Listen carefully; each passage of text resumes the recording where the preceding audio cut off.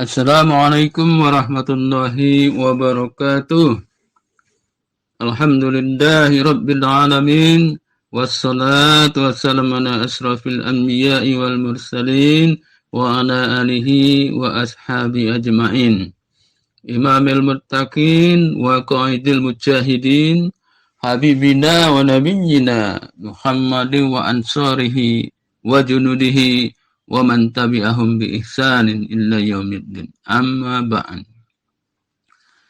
Saudara-saudara yang dirahmati Allah Subhanahu wa taala, kali ini kita akan mengkaji tentang bagaimana mendeteksi penyakit hati. Saudara-saudara sekalian yang dirahmati Allah Subhanahu wa taala, di dalam diri manusia ada segumpal daging. Sebagaimana informasi dari hadis riwayat Bukhari Muslim. Bismillahirrahmanirrahim. Ala wa inna fil jasadi mudghatan iza salahal jasadu kulluhu wa iza fasadal jasadu kulluhu ala wahyal qalbu. Ketahuilah, sesungguhnya dalam tubuh manusia ada segumpal daging. Jika segumpal daging itu baik, maka baik seluruh tubuh manusia. Dan jika segumpal daging itu buruk, maka buruk seluruh tubuh manusia. Ketahuilah, segumpal daging itu adalah kolbu atau hati. Hadis riwayat Bukhari Muslim. Nah, kita akan bahas apakah kolbu itu atau hati itu.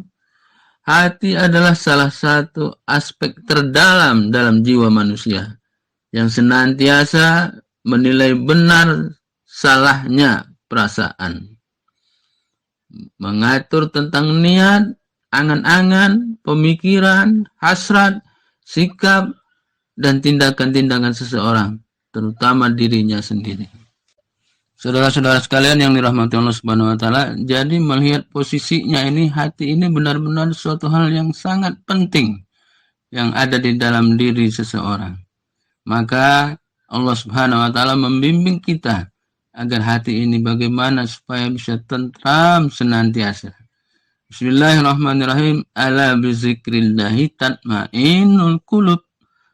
Senantiasalah berzikir agar hati menjadi tenang. Saudara-saudara sekalian yang dirahmati Allah Subhanahu wa taala, mengingat hati kita ini selalu merasakan, juga selalu menghayati, selalu meningkatkan kualitas diri seseorang. Sebagaimana firman Allah di Quran surat Al-Hadid ayat 16. Yang artinya, belum tibakah waktunya bagi orang-orang yang beriman untuk secara khusyuk mengingat Allah dan mengetahui kebenaran yang telah diwahyukan kepada mereka. Dan janganlah mereka berlalu seperti orang-orang yang telah menerima kitab sebelum itu, kemudian melalui masa yang panjang sehingga hati mereka menjadi keras dan kebanyakan mereka menjadi fasik. Masya Allah. Saudara-saudara sekalian yang dirahmati Allah Subhanahu wa taala, dengan dekat kepada Allah, maka jiwa seseorang akan terkontrol. Dengan melalui zikir selalu mengingat Allah Subhanahu wa taala, maka jiwanya menjadi tenang. Bahkan sebaliknya, jika seseorang tidak mengasihkan hatinya dekat kepada Allah, maka ia akan mengalami kehampaan jiwa. Sebagaimana informasi di Quran surat Toha ayat 124, yang artinya, barang siapa berpaling dari peringatanku, maka sungguh dia akan mengalami kehidupan yang sempit, dan kami akan menghimpunkannya di hari kiamat kelak dalam keadaan buta. Nah, saudara-saudara sekalian yang dirahmati Allah Subhanahu wa taala, orang-orang yang berpaling dari peringatan-peringatan Allah inilah yang berpotensi menjadi penyakit hatinya. Nah, penyakit hati itu ada dua macam menurut informasi dari Al-Quran. Jenis penyakit itu, satu adalah penyakit karena keraguan, yang kedua penyakit karena syahwat. Ini kita bisa lihat informasi dari Quran surat Al-Baqarah ayat 10. Bismillahirrahmanirrahim. fi qulubihim maradun fasadahumullahu maradun walahum azabun alim bima kanu yaksibun.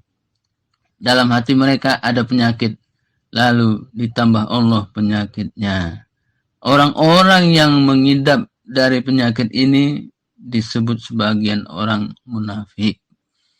Mereka berpura-pura memperlihatkan kebaikan, kesolehan, keislaman, padahal dalam diri mereka batinnya terpendam dalam batinnya sikap kufur kepada Allah Subhanahu wa taala.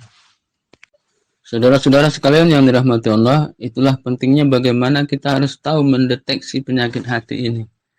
Bagaimana caranya mendeteksi penyakit hati ini?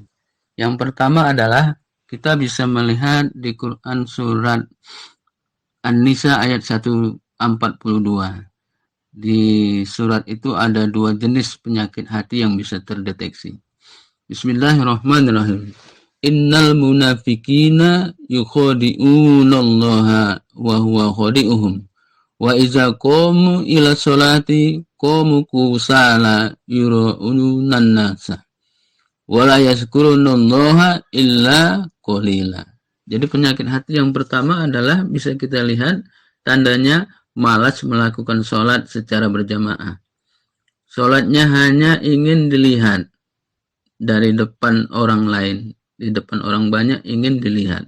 Jadi kita lihat di surat tadi, wa iza qamu ila sholati qamu kusala yura'unan nasa. Jadi ingin tampil dilihat orang dia sholat.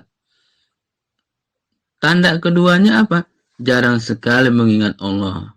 Bahkan porsi yang ada dalam ingatan di kepalanya hanya kesenangan dunia, makanan, minuman, bagaimana berteman-teman, tempat tinggal yang enak, dan segala macam. Jadi porsi kepalanya bukan mengingat kepada Allah Subhanahu wa taala. Wala yazkurunallaha illa qalila. Dan tidaklah mereka mengingat Allah kecuali hanya sedikit sekali. Tanda ketiga apa? Jadi 3 tanda yang bisa kita deteksi kepada orang yang sudah kena penyakit hati. Tanda ketiga adalah apa yang dikatakan mulutnya tidak sesuai dengan hatinya. Banyak orang secara lahiriah memuji-muji agama, memuji-muji orang soleh, mengangkat-angkat keberadaan orang soleh, tertarik kepada apa yang ada di Al-Quran, apa-apa yang ada di firman Allah, tertarik katanya. Padahal Allah tahu di dalam hati mereka terdapat kebencian kepada agama dan nilai-nilai agama. Saudara-saudara sekalian yang dirahmati Allah Subhanahu wa taala, maka hindarilah apa-apa yang membuat hati menjadi keras, apa-apa yang membuat terlena hati jauh daripada Allah Subhanahu wa taala. Informasi di Quran surat Al-Baqarah ayat 204-206 yang artinya Bismillahirrahmanirrahim. Dan di antara manusia ada orang yang ucapannya tentang kehidupan dunia menarik hatimu, dan dipersaksikannya kepada Allah atas kebenaran isi hatinya, padahal dia adalah penentang yang paling keras. Dan apabila dia berpaling dari mukamu, dia berjalan di bumi. Dia berjalan di bumi untuk mengadakan kerusakan padanya dan merusak tanam-tanaman dan binatang ternak, dan Allah tidak menyukai kebinasaan. Dan apabila dikatakan kepadanya bertakwalah kepada Allah, bangkitlah kesombongannya yang menyebabkannya berbuat dosa, maka cukuplah balasannya neraka jahanam, dan sungguh neraka jahanam itu tempat tinggal seburuk-buruknya. Jadi penyakit nifak ini, saudara-saudara sekalian, ini benar-benar kronis. Jadi jangan sempat ada tanda-tanda penyakit ini di dalam diri seseorang. Apalagi sudah ada ciri-ciri dari ketiga yang kita sebutkan, cepatlah kita tobat, cepatlah kita mendekatkan diri kepada Allah, cepatlah kita melembutkan hati kita. Dan yang paling penting, kita senantiasa meluruskan niat kita sebagaimana ajaran Nabi sallallahu alaihi wasallam. Innamal a'malu binniyat wa likulli imri'in ma nawa Wa man kanat hijratuhu ilallahi wa rasulihi fa hijratuhu ilallahi wa rasulihi. Wa man kanat hijratuhu lidunya yusibuha aw imraati yankihuha fa hijratuhu ila ma hajara ilaihi. Ini akan bisa membimbing kita, meluruskan niat kita. Kemudian solusi lainnya, senantiasalah berada di lingkungan orang-orang soleh. Perbanyak membaca Al-Quran, perbanyak mendalami as-sunnah, hadiri majlis-majlis taklim, hadiri forum-forum ilmiah, dan jauhi dari buku-buku yang membuat kita jauh dari agama. Mungkin dari beberapa solusi ini akan membantu kita, membantu anak-anak muda kita, membantu saudara-saudara kita. Dengan demikian kita bisa terhindar dari penyakit hati yang merusak jiwa kita. Demikian pertemuan kita kali ini. Wabillahi taufiq wal hidayah. Wassalamualaikum warahmatullahi wabarakatuh.